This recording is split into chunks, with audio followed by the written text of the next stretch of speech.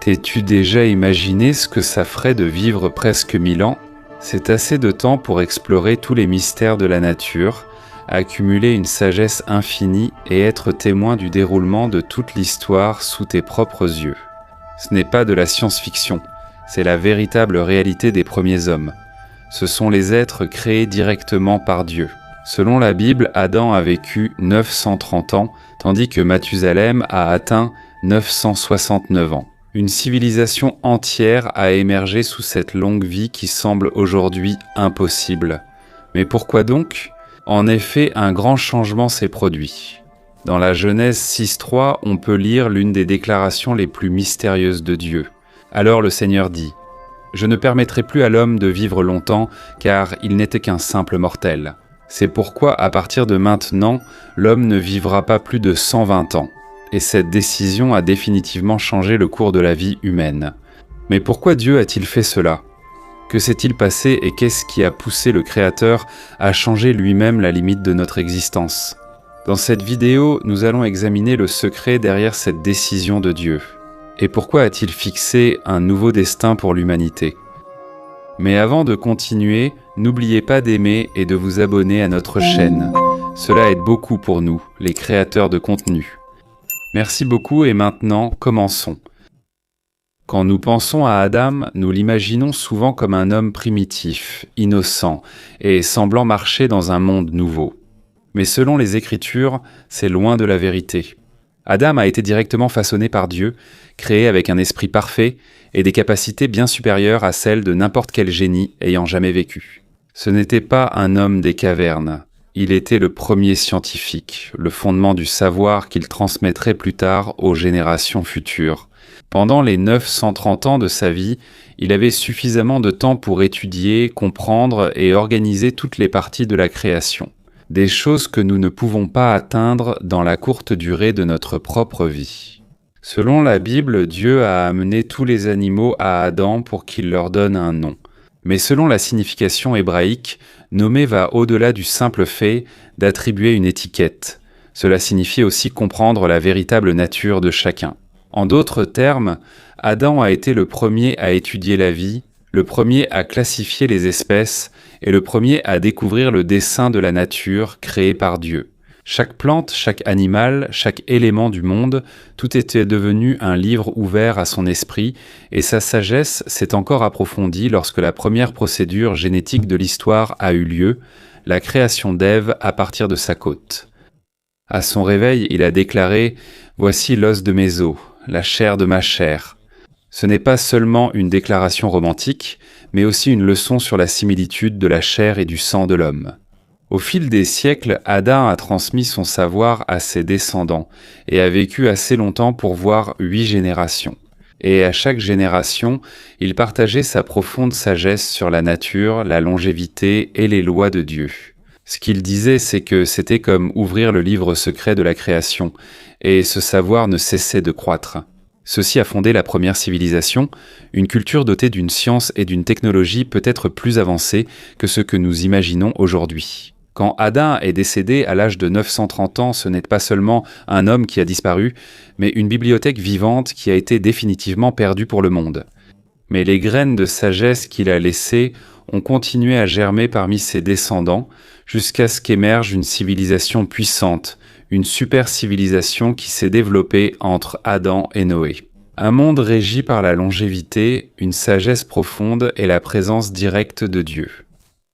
Le monde dans lequel vivaient Adam et les premiers hommes n'était pas une simple civilisation. Ce n'était pas l'âge de pierre ni une vie primitive. C'était l'âge d'or de la science, de la sagesse et de la technologie, une période de l'histoire qui était peut-être encore plus avancée que tout ce que l'humanité a atteint aujourd'hui. Imagine cela, Adam a vécu 930 ans, Seth 912 ans, Enos 905 ans, Kéna 910 ans, Mahalalel 895 ans, Jared 900, 62 ans, Enoch 365 ans avant d'être enlevé par Dieu, Mathusalem 969 ans, Lamech 777 ans et Noé 950 ans. Imagine que toutes ces personnes vivaient en même temps. Chacune d'elles était comme une université vivante, portant avec elle des centaines d'années de connaissances et d'expériences. Chaque conversation avec eux était comme une combinaison de génie. Des discussions sur la nature, la technologie et les lois de la vie dont ils ont eux-mêmes été témoins. Chaque patriarche était comme un superordinateur biologique. Ils avaient la capacité de traiter et de stocker des informations qu'une personne ordinaire aujourd'hui ne pourrait jamais atteindre. Et au-delà de cela, la connaissance n'était pas simplement transmise. Ce qu'Adam a appris a été enseigné à Seth, qui a ensuite été élargi et amélioré par Enoch, puis enrichi par Kénan, et cela a continué à se développer à chaque génération. En seulement quelques siècles, cette civilisation aurait pu atteindre un niveau de technologie et de science. Il faudra encore des milliers d'années à l'humanité pour le redécouvrir. La Genèse chapitre 4 nous en donne quelques indices. Selon la Bible, les descendants de Caïn étaient des bâtisseurs de villes, des inventeurs de musique et des forgerons de bronze et de fer. Mais cela pourrait n'être que l'aspect extérieur de leur intelligence. Au cours de centaines d'années d'expérimentation et d'études, ils ont probablement développé des techniques et des inventions qui surprendraient encore les ingénieurs et les scientifiques modernes d'aujourd'hui. La construction des villes ne consiste pas simplement à empiler des pierres. Cela inclut l'urbanisme, les systèmes d'eau, l'architecture avancée et un gouvernement efficace capable de gérer une grande population. Mais derrière cette sagesse, un danger a lentement émergé. Les mêmes connaissances qui peuvent être utilisées pour le bien peuvent aussi servir au mal. La longue vie, autrefois symbole de grâce, est devenue un moyen pour que le mal prenne racine et pour que l'on se détourne de Dieu. Les personnes ayant des centaines d'années d'expérience ont également eu suffisamment de temps pour développer le mal, l'enseigner aux autres et répandre la corruption morale. L'ancienne bénédiction d'une longue vie est progressivement devenue une menace pour le plan divin de Dieu. Mais au milieu de tout cela, un homme s'est levé et est devenu le prophète de son époque. Ce n'est pas seulement à cause de la longueur de sa vie, mais parce que dans son propre nom se cache le message de Dieu pour le monde. Il s'agit de Mathusalem, l'homme qui a vécu jusqu'à 969 ans, le plus âgé de toute l'histoire de l'humanité. Mais au-delà du record de son âge, Mathusalem était une prophétie vivante. Son propre nom en hébreu a une signification profonde. Peu de gens le comprennent. Il est né pour servir d'horloge de Dieu, un compte à rebours divin, avant que ne vienne le jugement le plus sévère de l'histoire, le grand déluge. Selon les théologiens, son nom pourrait signifier « lorsque lui mourra, le jugement viendra ». Ainsi, tant qu'il vivait, le monde recevait encore une chance. Une longue patience de la part de Dieu avant la fin. Le père de Mathusalem était Enoch, l'homme qui a marché avec Dieu et qui a été enlevé sans avoir connu la mort. Et lorsque Enoch a donné le nom de Mathusalem à son fils, il n'a pas simplement choisi un nom, mais il a transmis une déclaration venant du ciel, une prophétie concernant le destin de l'humanité. Dieu a révélé à Enoch une déclaration capable d'ébranler le monde entier. Le jugement viendra, mais pas tout de suite. Il y a une période de grâce, une longue période de patience de la part de Dieu, et cette période sera mesurée par la durée de vie de Mathusalem. Chaque année où il vit est une année de plus de miséricorde, une nouvelle chance pour l'humanité de revenir à Dieu. C'est comme si le Créateur lui-même avait fixé un compte à rebours de 969 ans, le dernier souffle de la grâce avant le châtiment à venir. Pendant près d'1 millier d'années, Mathusalem a été un avertissement vivant. Tout le monde autour de lui connaissait la signification de son nom. Un message silencieux mais clair. Lorsqu'il mourra, le jugement viendra. Imaginez vivre à une époque où le simple nom d'un homme est un rappel du châtiment imminent. Chaque lever de soleil est un signe de la patience de Dieu. Chaque année qui passe est une nouvelle occasion de se repentir. Mais au lieu de changer, cette civilisation s'est enfoncée encore plus dans le mal. Le monde autrefois rempli de sagesse est devenu rempli de violence et de corruption. Selon la Genèse 6.5, le Seigneur constata que la méchanceté humaine était grande et que les pensées du cœur de l'homme allaient constamment vers le mal. Mais la patience de Dieu a des limites liées à la vie de Mathusalem. Quand le compte à rebours a pris fin, cela s'est produit. En l'an 1656 après la création, Mathusalem était mort à l'âge de 969 ans. Et la même année, comme l'indiquait son nom plus de 9 siècles auparavant, les grandes eaux du déluge se sont déversées. Ce n'était pas un accident, c'était l'accomplissement exact de la prophétie, la déclaration de Dieu transmise de génération en génération. La mort de Mathusalem a marqué la fin du temps de grâce. Le compte à rebours était enfin arrivé à zéro. Mais avant de s'éteindre complètement, Mathusalem a accompli la mission la plus importante de sa vie. Transmettre tout le savoir et la sagesse qu'il avait accumulés pendant près d'un millénaire à son petit-fils Noé, l'homme choisi par Dieu pour la tâche la plus importante de l'histoire de l'humanité. Mais pourquoi Dieu devait-il faire cela ? Pourquoi ne pas simplement punir le mal au lieu de changer carrément la conception de l'homme ? Quelle menace était si grande qu'elle a nécessité une mesure aussi radicale de la part du Créateur ? Lorsque Dieu a déclaré dans Genèse chapitre 6 verset 3 que l'homme ne vivrait que 120 ans, il n'a pas simplement fixé une limite, c'était un changement divin dans le code même de la vie. C'est une reprogrammation divine de la capacité humaine et non une décision prise au hasard. C'était une mesure soigneusement prise pour empêcher l'homme d'atteindre un niveau de pouvoir presque égal à celui de Dieu. La longue vie, autrefois symbole de sagesse et de grâce, est peu à peu devenue une arme du mal. Imagine cela. Un dictateur moderne peut semer le chaos en seulement quelques décennies. Mais à l'époque d'avant le déluge, un dirigeant maléfique avait des centaines d'années pour planifier, développer et perfectionner sa méchanceté. Au cours de ces siècles, le mal n'a pas seulement grandi, il s'est raffiné. Il est devenu sophistiqué, trompeur et mieux organisé.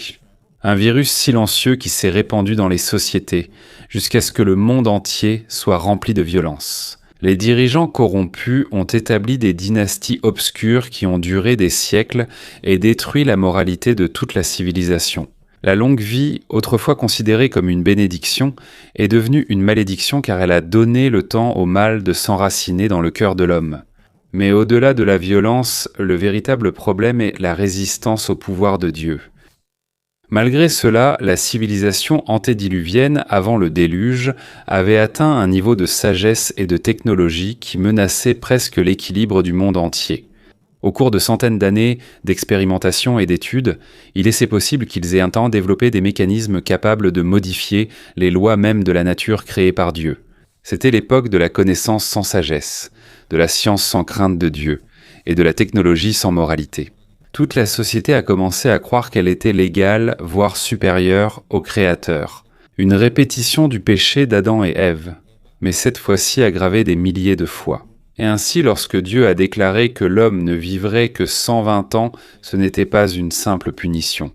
C'était une intervention divine, une mesure de précaution pour empêcher la destruction totale de l'humanité. En raccourcissant la vie de l'homme, Dieu a limité la capacité des personnes mauvaises à répandre le mal pendant de nombreux siècles. En même temps, il a aussi limité l'accumulation de connaissances dangereuses qui pourraient être utilisées contre lui. C'est comme s'il avait installé un antivirus divin dans le système humain, une protection sacrée contre un pouvoir excessif sans contrôle. Et depuis lors, chaque génération devait recommencer à zéro. Il y avait moins de temps pour construire, apprendre et progresser. Mais c'était suffisant pour apprendre à vivre ensemble, avec un but et de la foi.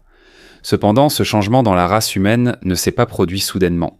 Cela s'est fait progressivement, prudemment, et selon un plan que Dieu a mis en œuvre pendant de nombreuses générations après le déluge. Noé a vécu encore 950 ans, mais ses enfants et petits-enfants ont ensuite vécu moins longtemps, comme si Dieu ajustait le logiciel de l'humanité en quête d'équilibre. Assez de temps pour apprendre, mais pas assez pour que le mal extrême s'accumule à nouveau. Ce changement est devenu un rappel pour chaque génération. La longue vie n'est pas un droit, mais un cadeau de Dieu. Mais comment ce réajustement génétique a-t-il fonctionné ? Et quel avait été son effet sur les générations suivantes ?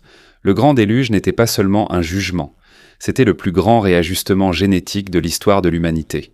Lorsque les eaux se sont finalement retirées et que Noé a de nouveau posé le pied sur la terre ferme, Noé a vécu 950 ans, mais les générations suivantes ont progressivement eu une durée de vie plus courte. C'est comme un motif mathématique portant la signature de Dieu. Sem, 600 ans, Arphaxad, 438 ans. Séla, 433 ans, Héber, 464 ans, Péleg, 239 ans, Rio, 239 ans, Serug, 230 ans, Nahor, 148 ans, Téra, 205 ans, et Abraham, 175 ans. Ce n'est pas un accident, c'est un schéma intentionnel, un changement calculé qui montre la main de Dieu en train de remodeler l'humanité. Chaque génération vit moins longtemps que la précédente, comme si Dieu réglait lentement l'horloge de l'histoire pour qu'elle corresponde à son plan. Ce changement n'est pas seulement symbolique, il a une signification stratégique profonde. Il a accéléré le déroulement du plan du salut. Et il a accéléré l'accomplissement des promesses messianiques qui doivent encore venir dans le futur. C'est aussi un mécanisme de purification. Grâce à des vies plus courtes, la méchanceté génétique et spirituelle héritée de l'époque d'avant le déluge ne se propage plus autant. Chaque nouvelle génération a eu la chance de recommencer. Un nouvel espoir, un nouveau chemin vers le salut. On dirait que Dieu a relancé le système humain. Une nouvelle version de l'humanité, plus sûre, plus équilibrée et mieux contrôlée. Le changement dans la durée de vie humaine n'est pas seulement physique. Cela a aussi changé l'équilibre du pouvoir dans la société et la famille. À l'époque d'avant le déluge, un seul patriarche pouvait vivre plusieurs siècles et influencer directement des dizaines, voire des centaines de générations. Mais lorsque Dieu a raccourci la vie des hommes, la capacité de chacun à vivre pleinement a également diminué progressivement. C'est ce qui a empêché les dirigeants cruels d'établir des dynasties du mal durant des millénaires. Et derrière tout cela, il y a une raison plus profonde. Cette reprogrammation a préparé la voie pour la venue du Messie. La réduction planifiée de la durée de vie humaine a créé une chronologie précise.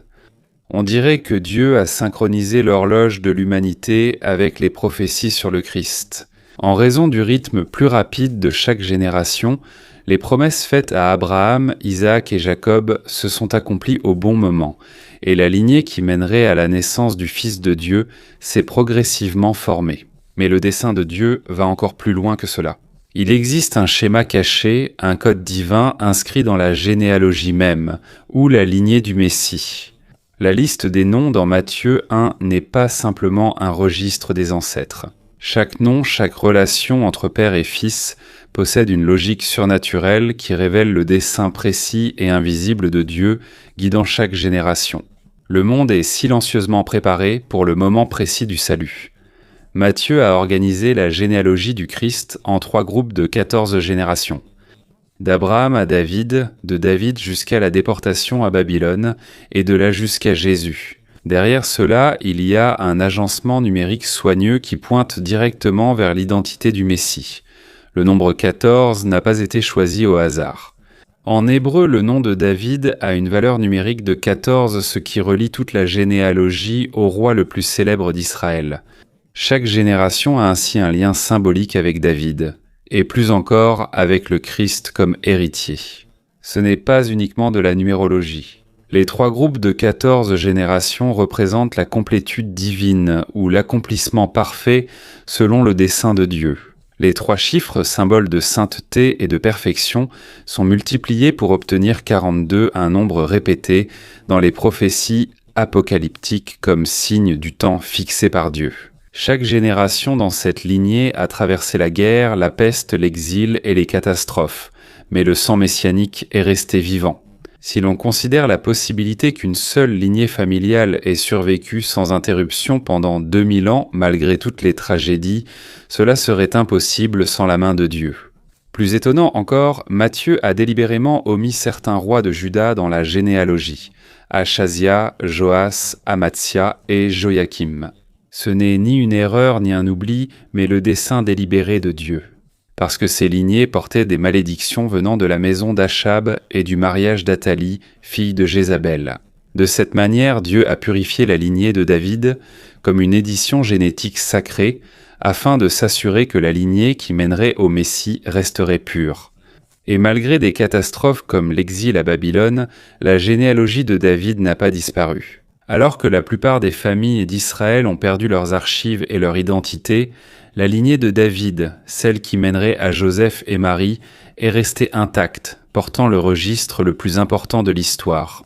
Ce n'est pas simplement une discipline humaine, c'est comme un fichier de sauvegarde céleste que Dieu lui-même a préservé.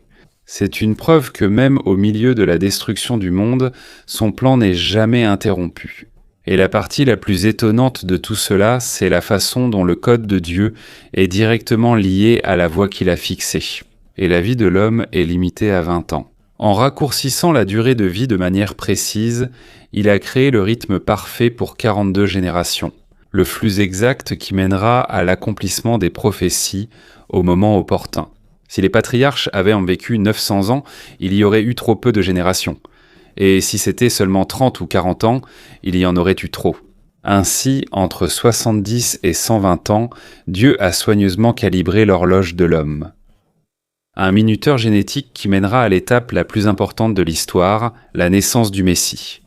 Cette chronologie n'est pas seulement historique. Cela montre que chaque décision prise par Dieu il y a des milliers d'années résonne encore jusqu'à aujourd'hui. Il montre que son plan n'est pas seulement éternel, mais aussi précisément calculé. La finitude de la vie humaine n'est pas une punition, mais une stratégie cosmique, un plan précis pour instaurer un protocole. Elle protège l'humanité contre elle-même et accélère l'accomplissement du plan du salut. Depuis Adam, le premier être a contemplé l'immensité de la création de Dieu jusqu'aux civilisations d'avant le déluge qui ont accumulé un pouvoir presque dangereux. Depuis Mathusalem, le gardien d'une horloge prophétique qui a duré 969 ans jusqu'au réajustement génétique après le déluge qui a réorganisé l'humanité. Chaque étape de l'histoire est soigneusement orchestrée. La généalogie de Jésus n'est pas un accident du destin.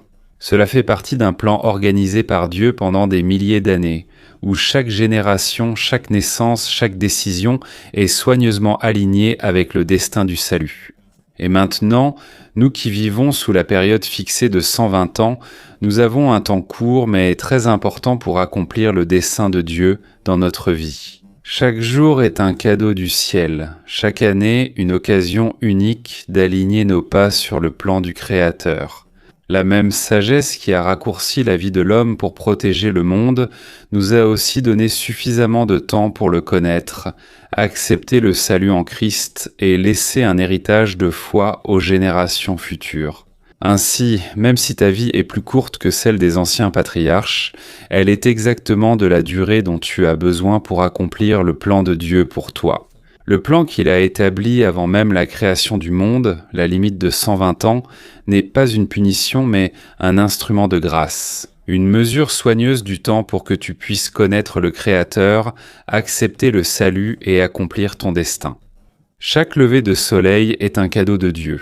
Chaque année, une nouvelle opportunité. Pour marcher dans le dessein de Dieu, dans son plan éternel, la même main qui a arrangé l'acide désoxyribonucléique de l'humanité est celle qui a déterminé l'exact moment de ta naissance. À cette époque, dans cette génération, avec un but unique que toi seul peux te réaliser.